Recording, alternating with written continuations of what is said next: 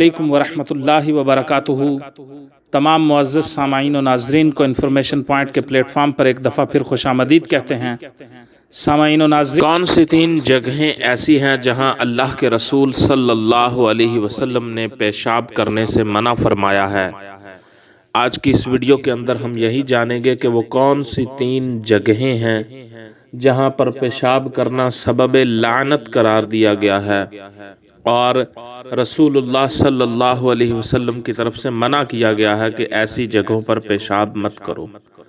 تو سنن ابو داؤد سیاستہ میں سے ایک کتاب ہے، اس کے اندر مروی ہے کہ رسول اللہ صلی اللہ علیہ وسلم نے ارشاد فرمایا، 3 چیزیں سبب لعنت ہیں، ان سے بچو۔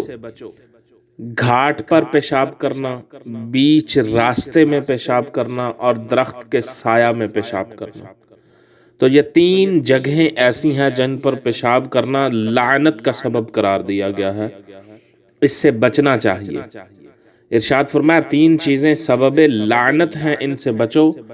گھاٹ پر، بیچ راستے میں اور درخت کے سایہ میں پیشاب کرنا۔